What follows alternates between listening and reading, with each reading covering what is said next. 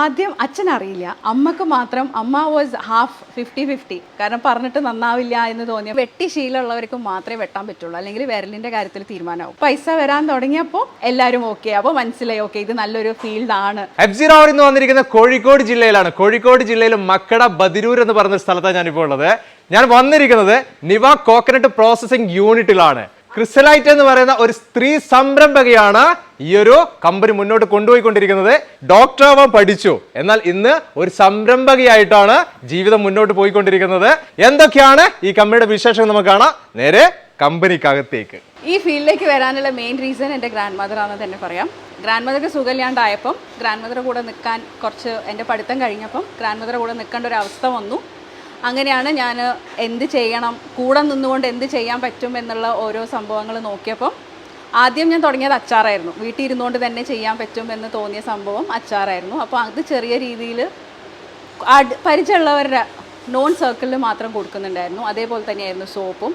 അങ്ങനെ അത് രണ്ടും ചെയ്ത് ഇരിക്കുമ്പം പിന്നെ വയ്യാണ്ടായി, ഗ്രാൻഡ് മദർക്ക് വയ്യാണ്ടായി, ഹോസ്പിറ്റലൈസ്ഡായി, പിന്നെ മരിച്ചു അൺഫോർച്ചുനേറ്റ്ലി.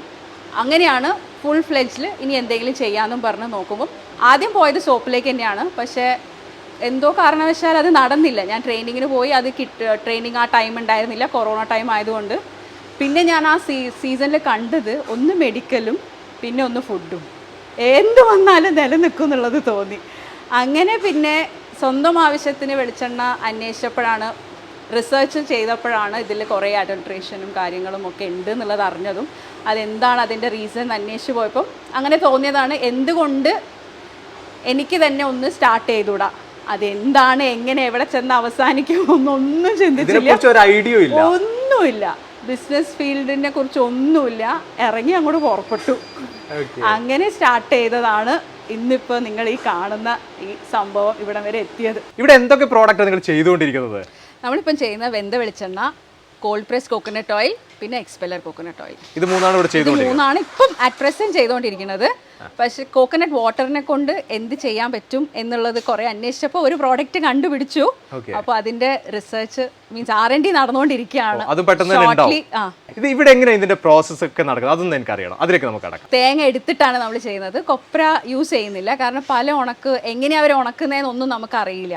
അപ്പോൾ അത് കാരണം നമ്മൾ തേങ്ങ എടുക്കുന്നു, അതും ഒരേ ബെൽറ്റാണ്, കുറ്റ്യാടി ബെൽറ്റുള്ള തേങ്ങ മാത്രമേ യൂസ് ചെയ്യുള്ളൂ. തേങ്ങ വന്നു കഴിഞ്ഞാൽ ഫസ്റ്റ് പ്രോസസ്സ് എന്ന് പറയുന്നത് കോക്കനട്ട് കട്ടിംഗ് ആണ്. അപ്പോൾ അതിന് നമുക്കിവിടെ മെഷീനും ഉണ്ട്. കയ്യോ മാനുവൽ ലേബർ ആയിരുന്നു ചെയ്തുകൊണ്ടിരുന്നത്, പക്ഷെ അത് നമുക്ക് ഫീസിബിൾ ആവാത്തത് കൊണ്ട് നമ്മൾ അതിന് അന്വേഷിച്ച് കണ്ടുപിടിച്ചൊരു മെഷീൻ കൊണ്ടുവന്ന് വെച്ചിട്ടുണ്ട്. അപ്പോൾ ആ മെഷീനിലാണ് തേങ്ങ വെട്ടുന്നത്. ഓ, ഈ മെഷീനിൽ വെച്ചിട്ടാണ് നിങ്ങൾ തേങ്ങ ഒക്കെ വെട്ടിയെടുക്കുന്നത്? ഞാൻ ആദ്യമായിട്ടാണ് കേട്ടോ തേങ്ങ കട്ട് ചെയ്യുന്ന ഒരു മെഷീൻ കാണുന്നത്. ഈ ഒരു മെഷീന്റെ പ്രവർത്തനം എങ്ങനെ വരുന്നത്? നമ്മൾ തേങ്ങ ഈ കാണുന്ന റിങ്ങിൽ നമ്മൾ തേങ്ങ വെച്ചു കൊടുക്കുക. ഇടയ്ക്കൊരു ബ്ലേഡ് ഉണ്ട്, ആ ബ്ലേഡ് ഇതിനെ കട്ട് ചെയ്യും, എന്നിട്ട് ഹാഫ് അപ്പുറത്തെ സൈഡിൽ വീഴും. ഒരു മിനിറ്റ് കൊണ്ട് എത്രയൊക്കെ ഇതിനെ കൊണ്ട് നമുക്ക് കട്ട് ചെയ്തെടുക്കാൻ പറ്റും? 1 hourൽ നമുക്ക് 1200 കട്ട് ചെയ്യാൻ പറ്റും. അത്രയും കട്ട് ചെയ്തെടുക്കാൻ പറ്റും. മാനുവലി കട്ട് ചെയ്തതിനെക്കാട്ടും കൂടുതൽ നമുക്ക് ഇത് വെച്ച് കട്ട് ചെയ്യാൻ പറ്റുന്നുണ്ട്. അതെ അതെ. ഇതിന്റെ പ്ലസ് എന്താണെന്ന് വെച്ചാൽ പണി അറിയാത്ത ഒരാൾക്കും പണിയെടുക്കാനുള്ള ഒരു ചാൻസ് അവർക്ക് കിട്ടുന്നുണ്ട്. മറ്റേത് ഈ വെട്ടി ശീലമുള്ളവർക്ക് മാത്രമേ വെട്ടാൻ പറ്റുള്ളൂ, അല്ലെങ്കിൽ വിരലിന്റെ കാര്യത്തിൽ തീരുമാനമാവും. ഇതിന് ശേഷം നമ്മൾ ഇതിനെ ഉണക്കും.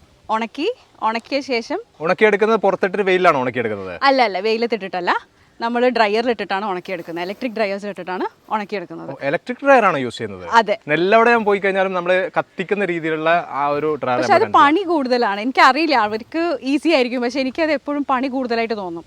എന്തുകൊണ്ട് ഇത് സെലക്ട് ചെയ്യാൻ കാരണം ഇത് തന്നെയാണോ കാരണം? ഇലക്ട്രിക് ഡ്രയേഴ്സ് ആകുമ്പോൾ നമുക്കൊന്നും ചെയ്യണ്ട. വിറക് ഇടയ്ക്ക് അത് കത്തുന്നുണ്ടോ, അണിഞ്ഞോ, ചൂട് ഈക്വൽ ആണോ, ഇതൊന്നും അറിയണ്ട. ഇത് ഈക്വൽ ആയിട്ട് ചൂട് എല്ലാ സ്ഥലത്തും പൊക്കോളും. സ്വിച്ച് ഓൺ ചെയ്ത് കൊടുക്കുന്ന ഒരു പണി മാത്രമേ ഉള്ളൂ. ഈ ഒരു ഡ്രയറിന്റെ പറഞ്ഞില്ല, ഈ ഡ്രയറിന്റെ കറണ്ട് ഒക്കെ എങ്ങനെയാണ്? ഇതാണല്ലോ ഏറ്റവും വലിയൊരു പ്രശ്നം, കാരണം ഇലക്ട്രിക് ആണല്ലോ. കറണ്ടിന്റെ ഒക്കെ എങ്ങനെയാണ്? അത് എല്ലാവർക്കും ഉള്ള ഒരു പേടിയാണ്. പക്ഷേ ഈ ഡ്രയറിൽ അങ്ങനെ ഇല്ല കേട്ടോ. ട്രേ ഡ്രയേഴ്സിൽ നമുക്ക് ഒരു തേങ്ങ ഉണക്കാൻ 50 പൈസയാണ് വരുന്നത്. നേരെ മറിച്ച് ബൾക്ക് ഡ്രയേഴ്സിൽ നമുക്ക് 50 പൈസയിൽ നമുക്ക് 1 കിലോ ഉണക്കാൻ പറ്റുന്നുണ്ട്. അപ്പൊ അത്രയും വ്യത്യാസം വരുന്നുണ്ട്.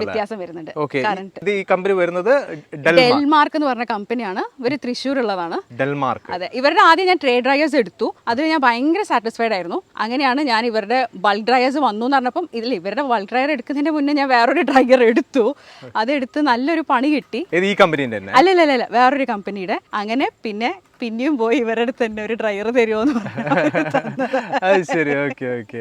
അപ്പൊ ആദ്യത്തെ ഡ്രയർ എടുത്തിട്ട് ഇപ്പൊ എത്രയായി ഇവരുടേത്? 2 years ആവുന്നു. ഇതുവരെ കംപ്ലൈൻസ് അഥവാ ഉണ്ടെങ്കിലും അവർ വിളിച്ച് പറഞ്ഞു കഴിഞ്ഞാൽ ആൾ വിത്തിൻ 1 or 2 days വന്ന് അത് നേരെയാക്കുന്നുണ്ട്. അല്ലെങ്കിൽ അവർ വീഡിയോ കോൾ ചെയ്തിട്ട് നമുക്ക് പറഞ്ഞു തരികയും ചെയ്യും. എന്താണ് നമ്മളെ കൊണ്ട് തന്നെ ചെയ്യാൻ പറ്റുന്നതാണെങ്കിൽ വീഡിയോ കോൾ ചെയ്തിട്ട് അവരത് ചെയ്തുതരും. ഇതുവരെ എനിക്ക് ആകെ 2 പ്രാവശ്യം അവരെ വിളിക്കേണ്ടി വന്നിട്ടുള്ളൂ. 2 കൊല്ലത്തിൽ ആകെ 2 പ്രാവശ്യം. കാരണം ഒത്തിരി പേര് എന്നെ വിളിച്ച് ചോദിച്ചിട്ടുണ്ട് നല്ല ഡ്രയർ ഏതാണ്, എവിടെ കിട്ടും എന്നൊക്കെ ചോദിച്ചിട്ട് ധൈര്യമായിട്ട് പറഞ്ഞു കൊടുക്കാം. മെയിൻ റീസണ് നമ്മൾ കൺവെൻഷണൽ ഡ്രയേഴ്സിന് പോകുമ്പോൾ നമുക്ക് ഫയർവുഡ് കളക്ട് ചെയ്യുന്ന ഒരു മെയിൻ പണി തന്നെയാണ്. മഴക്കാലത്താണ് നമുക്ക് ആ വിറകിൻ്റെ ഒരു ക്ഷാമം അനുഭവിക്കുക. ഇലക്ട്രിസിറ്റി ആകുമ്പോൾ നമുക്ക് ഇത്ര പൈസയെ വരുന്നുള്ളൂ. നമ്മൾ കാൽക്കുലേറ്റ് ചെയ്ത് നോക്കുമ്പം ഒന്നുകിൽ അതിനേക്കാളും കുറച്ച് ഹൺഡ്രഡ്സ് കുറവാണ് ഇലക്ട്രിസിറ്റി വരുന്നത് ശരിക്കും. കാരണം ഇതിന് കട്ട് ഓഫ് ഉണ്ട്. ഒരുപാട് ചൂടാവില്ല. ഇതിൻ്റെ മാക്സിമം 63 ആണ് ട്രേ ഡ്രയേഴ്സ് നമ്മൾ വെക്കാറ്. അതിലും കൂടുതൽ ചൂടാവില്ല. ശരിക്കും റിസർച്ച് പ്രകാരം ബിറ്റ്വീൻ 60 and 70 ചൂടാക്കിയാലാണ് കൊപ്രയുടെ ആ ബെസ്റ്റ് ക്വാളിറ്റി നമുക്ക് കിട്ടുക എന്നാണ് പേപ്പേഴ്സ് തെളിയിച്ച് പറഞ്ഞിരിക്കുന്നത്. അപ്പൊ അത് പരീക്ഷിച്ചപ്പം അങ്ങനെ തന്നെ. ഇത് പ്രൈസിൽ എങ്ങനെ വരുന്നുണ്ട് സാധാരണ ഡ്രയറും ഈ ഇലക്ട്രിക് ഡ്രയറും? ആർക്കും സാധാരണക്കാർക്ക് സഹിക്കാൻ പറ്റുന്ന ഒരു പ്രൈസ് റേഞ്ച് ആണ് ഇവരുടേത്. അത്രേ വരുന്നുള്ളൂ. കാരണം 1 lakh plus GST ആണ് വരുന്നത് ഡ്രയേഴ്സിന്. എന്തായാലും പരീക്ഷിക്കാന്നുള്ള രീതിയിൽ എടുത്തപ്പം വിജയിച്ചു. ഏതൊക്കെ ടൈപ്പ് ഡ്രയറുകളാണ് നിങ്ങൾ ഇവിടെ ഉപയോഗിച്ചുകൊണ്ടിരിക്കുന്നത്? ഇവിടെ ഇപ്പൊ നമ്മൾ 2 ടൈപ്പ് ഓഫ് ഡ്രയേഴ്സ് ആണ് യൂസ് ചെയ്യുന്നത്. ഒന്ന് ട്രേ, ഒന്ന് ബൾക്ക്. ട്രേയിൽ നമ്മളിങ്ങനെ അടുക്കി വെച്ച് എടുത്ത് വെക്കണം. ബൾക്ക് ഡ്രയേഴ്സിൽ നമ്മൾ കൊണ്ടുപോയി കൊട്ടിയാൽ മതി. വാരാനും എളുപ്പം. ചിരട്ട അഴിച്ച് കഴിഞ്ഞ് പിന്നെയും നമ്മൾ കൊണ്ടിട്ടും അത് നമ്മൾ ഇടുന്നതാണ്. എക്സ്പെല്ലറിലേക്കാണോ പോകുന്നത്? ഇവിടെ നമ്മൾ എക്സ്പെല്ലറും എടുക്കുന്നുണ്ട്, ചക്കും എടുക്കുന്നുണ്ട്. രണ്ടിലും എണ്ണ എടുക്കുന്നുണ്ട്. അപ്പോൾ അതുകൊണ്ട് എക്സ്പെല്ലറിലേക്ക് പോകുന്നതാണെങ്കിൽ കുറച്ച് നേരം കൂടെ നമ്മൾ വെക്കണം. ഉണക്ക് നല്ലതുപോലെ വരണം. ചക്കിലേക്കാണെങ്കിൽ ഉണക്ക് കുറച്ച് മതി. അപ്പോൾ അതിനനുസരിച്ച് നമ്മൾ എടുക്കും. ഇത് ശ്രദ്ധിക്കണം. ഉണക്ക് കൂടിപ്പോയാൽ ചക്കുന്ന എണ്ണ വരില്ല. ഉണക്ക് കുറഞ്ഞു പോയാൽ എക്സ്പെല്ലറിൽ പ്രശ്നമാണ്. അപ്പം ആ ഉണക്കൊരു മെയിൻ ഫാക്ടറാണ്. അല്ലെങ്കിൽ അതൊക്കെ എണ്ണനെ ബാധിക്കും, എണ്ണയുടെ ഔട്ട്പുട്ടിനെ ബാധിക്കും. അപ്പം ഇതൊക്കെ നമ്മൾ കൊടുക്കുന്നത് കൊണ്ട് ഇതിനൊക്കെ വെച്ചിട്ടാണ് നമ്മൾ റേറ്റ് ഫിക്സ് ചെയ്യുന്നത്. അപ്പം ഇതിലേതെങ്കിലും ഒരെണ്ണം മേലോട്ടോ താഴോട്ടോ പോയാൽ നമ്മൾ കണക്കൊക്കെ നോക്കുമ്പോൾ എവിടെയെങ്കിലുമൊക്കെ പോയി നമ്മൾ പെട്ടിട്ടുണ്ടാവും. ഇപ്പോൾ ചക്കാണെങ്കിലും എക്സ്പെല്ലർ ആണെങ്കിലും ഒരുപാട് മില്ലുകൾ പോയി സന്ദർശിച്ചു, അവരുടെ അഭിപ്രായങ്ങൾ ചോദിച്ചു അറിഞ്ഞു. എന്നിട്ട് അവർക്കുള്ള അതിൻ്റെ അഡ്വാൻറ്റേജ് ആൻഡ് ഡിസഡ്വാൻറ്റേജ് അറിഞ്ഞ് പിന്നെ അതിൽ നിന്ന് ഏതിനാണോ ഏറ്റവും കുറവ് ഡിസഡ്വാൻറ്റേജും അങ്ങനെ നോക്കിയിട്ടാണ് മെഷീൻസ് എടുത്തത്. സപ്പോർട്ട് എന്ന് പറയുന്ന രീതിയിൽ ഏതൊക്കെ ഭാഗത്തുന്ന സപ്പോർട്ട് ഉണ്ട് ഇത് തുടങ്ങുന്ന കാലഘട്ടത്തിൽ കിട്ടിയ സപ്പോർട്ട് എന്ന് പറഞ്ഞാൽ ഒന്ന് ബാങ്കിൻ്റെ സപ്പോർട്ടും DICൻ്റെ സപ്പോർട്ടും. ഡിസ്ട്രിക്ട് ഇൻഡസ്ട്രി സെൻറ്റർ ശരിക്കും അവരാണ് ഗൈഡ് ചെയ്തത്. കാരണം ബിസിനസ്സിൻ്റെ സ്പെല്ലിങ് മാത്രം അറിയുന്ന ഒരാളാണ്. അതെ. അപ്പം ഞാൻ അതും വീട്ടുകാർ അറിയാണ്ട് തുടങ്ങിയ ഒരു സംഭവം. അപ്പം അത് നമ്മളെ വിട്ടുകൊടുക്കരുതല്ലോ, തോറ്റു കൊടുക്കരുതല്ലോ.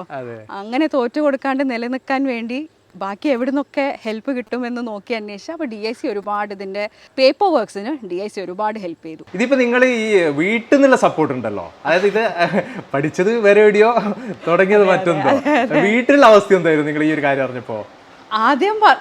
ആദ്യം അച്ഛനറിയില്ല, അമ്മക്ക് മാത്രം. അമ്മ വാസ് ഹാഫ് 50-50. എന്തെങ്കിലും ചെയ്യ് എന്നുള്ളൊരു ആറ്റിറ്റ്യൂഡായിരുന്നു. കാരണം പറഞ്ഞിട്ട് നന്നാവില്ല എന്ന് തോന്നിയപ്പം ആ ഒരു ആറ്റിറ്റ്യൂഡിലാണ് വിട്ടത്.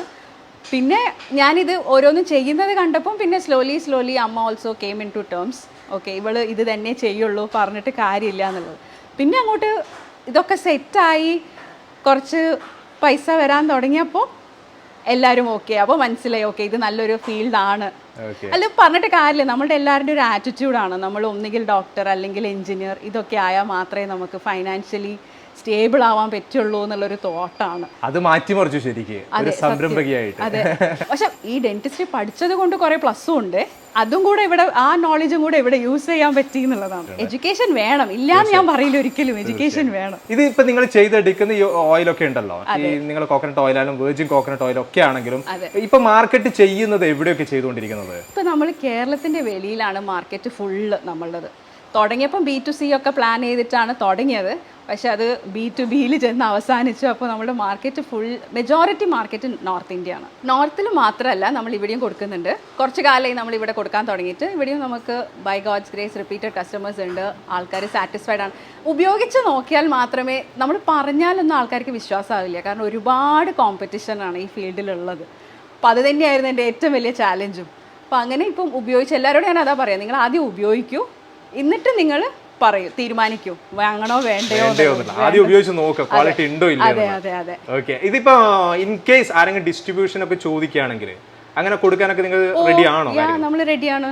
അതിനുള്ള കപ്പാസിറ്റി ഉണ്ട് നമുക്ക്. മെഷീനറീസ് ഒക്കെ കൂട്ടി നമ്മൾ കപ്പാസിറ്റി ഉണ്ട് നമുക്ക്. ഇതിപ്പോ പ്രൈസ് നമുക്ക് എങ്ങനെ പറയാൻ പറ്റും? സീസൺ അനുസരിച്ചിട്ട് റേറ്റിൽ വേരിയേഷൻസ് വരാറുണ്ട്. അറ്റ് പ്രസന്റ് ഉള്ള റേറ്റ് നമ്മൾ എക്സ്പെല്ലർ ഓയിൽ 180ക്കാണ് കൊടുക്കുന്നത്. ചക്കിൻ്റെത് നമ്മൾ 220ക്കാണ് കൊടുക്കുന്നത്. MRP ആ റേറ്റ് ആണ് വരുന്നത്. ഇത് വെർജിൻ കോക്കനട്ട് ഓയിൽ എങ്ങനെയാണ് വരുന്നത്? വെർജിൻ കോക്കനട്ട് ഓയിൽ കുറച്ച് എക്സ്പെൻസീവ് ആണ്. അപ്പോൾ അധികം ആൾക്കാർ അത് പിള്ളേർക്ക് തേക്കാനാണ് വാങ്ങിക്കുക. അപ്പോൾ അവരോട് നമ്മൾ ആദ്യമേ പറയും കുറച്ച് വില കൂടുതലാണേ, 500ന്റെ മേലെ പോവുകയെ. അപ്പോൾ അതിനൊക്കെ അവർ ഓക്കെ ആണെങ്കിൽ മാത്രം ആവശ്യക്കാർക്ക് മാത്രം നമ്മൾ വെർജിൻ ഓയിൽ ചെയ്യുന്നുള്ളൂ. ഇത്രയാണ് ഡോക്ടർ സംരംഭകയുടെ വിശേഷങ്ങൾ. അതേപോലെ തന്നെ നിവ കോക്കനട്ട് പ്രോസസിംഗ് യൂണിറ്റിന്റെ വിശേഷങ്ങള്. വളരെ കഷ്ടപ്പെട്ടിട്ട് തന്നെയാണ് ഈ ഒരു രീതിയിലേക്ക് ക്രിസ് ഈ ഒരു കമ്പനിയെ വളർത്തി വന്ന് ഈ ഒരു ലെവലിലേക്ക് എത്തിച്ചിരിക്കുന്നത്. ഒരു കാര്യം അറിയാതെ, കാരണം മെഷീനെ കുറിച്ചിട്ടോ എങ്ങനെ ഒരു സംരംഭം തുടങ്ങണമെന്നോ ഒന്നും അറിയാതെയാണ് ഈ ഒരു മേഖലയിലേക്ക് വന്നതെങ്കിൽ ഇന്ന് നല്ലൊരു കമ്പനി ആയിട്ട് തന്നെ, നല്ലൊരു സംരംഭകയായിട്ട് തന്നെ ഇന്ന് ക്രിസ് നമ്മുടെ മുന്നിലുണ്ട്. അതേപോലെ തന്നെ ഓരോ മെഷീൻസിനെ കുറിച്ച് പഠിക്കുക എന്ന് മാത്രമല്ല, ഞാനിവിടെ വന്ന സമയത്ത് കണ്ട മറ്റൊരു കാഴ്ച എന്ന് പറയുന്നത് അതിനെ മെക്കാനിക്കലായിട്ട് പോലും പല കാര്യങ്ങളും പഠിച്ചെടുത്തു. ചെറിയ ഷട്ട് ഡൗൺ ഒക്കെ വരുമ്പോൾ അതൊക്കെ ക്ലിയർ ചെയ്യാനും പോലും ഇന്ന് ക്രിസ് പഠിച്ചു എന്നുള്ളൊരു കാര്യമാണ്. ഇങ്ങനെ ഓരോ കാര്യങ്ങളും ഒരു മെഷീൻ തിരഞ്ഞെടുക്കുന്ന കാര്യത്തിലും, ആ ഡ്രയറിനെ കുറിച്ച് നിങ്ങളുടെ മുന്നിൽ പറഞ്ഞല്ലോ, ഡെൽ മാർക്ക് ഒരു ഡ്രയർ വാങ്ങിച്ചു, അതിനുശേഷം വീണ്ടും ആയിട്ട് 4 ഡ്രയറുകൾ ഒരേ കമ്പനി തന്നെ വാങ്ങിച്ചു. അതിലുള്ള ഒരു വിശ്വാസമാണ്. അങ്ങനെ ഓരോ മെഷീൻസും ഈ രീതിയിൽ പഠിച്ചറിഞ്ഞ് മനസ്സിലാക്കിയിട്ടാണ് ഈ ക്രിസ് ഇവിടെ ഈ ഒരു സംരംഭം നടത്തി മുന്നോട്ട് പോയിക്കൊണ്ടിരിക്കുന്നത്. എന്തായാലും ഏതൊരു സംരംഭമായിരിക്കും നല്ല രീതിയിലുള്ള പ്രചോദനം തന്നെയാണ് നിവ കമ്പനി നമ്മുടെ മുന്നിലേക്ക് വെച്ചിരിക്കുന്നത്. ഇവിടെയുള്ള ഓരോ മെഷീൻസിനെ കുറിച്ചും, മെഷീൻസ് കാണുമ്പോഴാണ് പലരും അന്വേഷിക്കുന്ന മെഷീൻസ് ആണ് ഓരോ കമ്പനി ചെല്ലുമ്പോൾ അറിയാൻ സാധിക്കുന്നത്. ഓരോ മെഷീൻസിനെ കുറിച്ചിട്ട് മുന്നോട്ട് ഞാൻ നിങ്ങളുടെ മുന്നിലേക്ക് ഓരോ വീഡിയോ എത്തിക്കുന്നതായിരിക്കും. ഈ ഒരു വീഡിയോ ഇവിടെ വെച്ച് നിർത്താണ്. അടുത്ത ദിവസം അടിപൊളി വീഡിയോ ആയിട്ട് നിങ്ങളുടെ മുന്നിലേക്ക് വരാം. Okay, by.